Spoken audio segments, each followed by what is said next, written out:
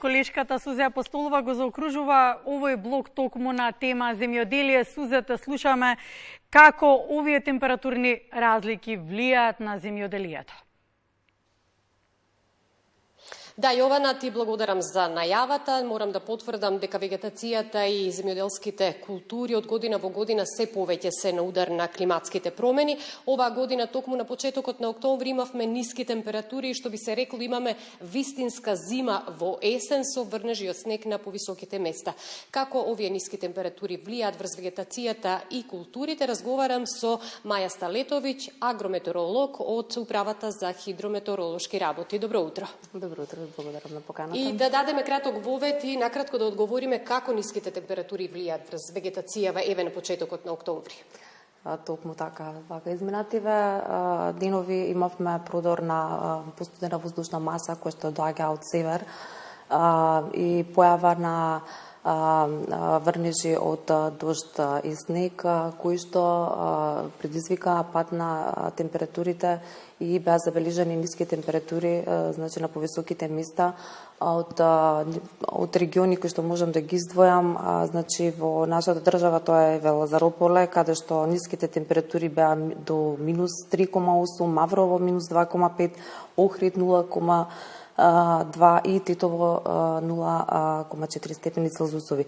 Иако во последните денови ваквите ранни мразеви не беа забележани, вакви појави имало и предходно, меѓутоа ваквата појава е природен дел од климатските услови во Македонија и може да се појави скоро секоја есен кога ќе се создадат соодветни услови за овие појави.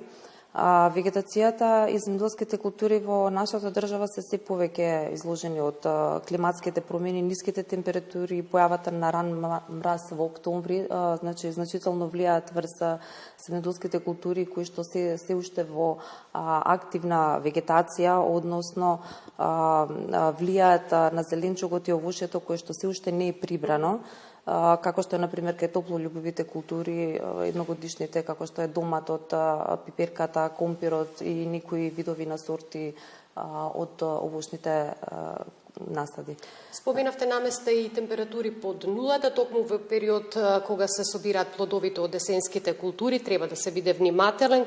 Ова се однесува на земјоделците, но ако говориме за позитивните страни, дали врнежите од дожд кои што ги имаме последниве денови, еве и денеска од рано утринава, позитивно влијаат за зголемување на влажноста на почвата под топлото и сушно лето?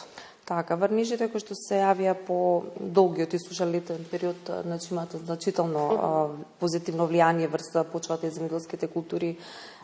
Тие, значи, ја зголемуваат влагата на површинскиот слој на почвата, која што е многу битна за сега за есенските посеви, односно за предсеидбената подготовка и за ратењето на есенските култури. Исто така дождот го обновува водниот биланс, кој што влијае, значи, за подобра абсорбција, значи, на растенијата за црпење на хранливи материи и со тоа културите ќе растат и созреваат по здраво и навремено. Морам да истакнам дека агрометеорологијата е спој меѓу земјоделството и временските услови. И всушност временските услови донекаде диктираат какви култури ќе се сеат, па би сакала кон крајот на овој наш разговор, во период кога земјоделците се подготвуваат за есенските посеви, што ќе им порачаме? Така, значи, бидејќи агрометеорологијата представува мост помеѓу земјоделството и временските услови, земјоделците, значи, треба да ги следат агрометеоролошките прогнози со цел да извршат навремена сеидба или пак берба на културите. Исто така, значи, треба да изберат отпорни сорти кои што ќе бидат, значи, поотпорни на ниски температури. Исто така треба да подготват почвата понавремено и да обезбедат заштита од превремени рани мразеви.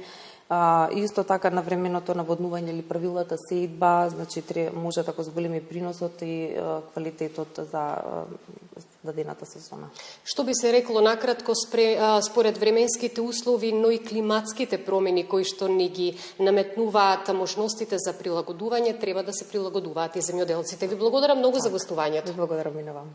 Јована од Управата за хидрометеоролошки работи се одјавуваме кон крајот на денешното издание на утринската програма.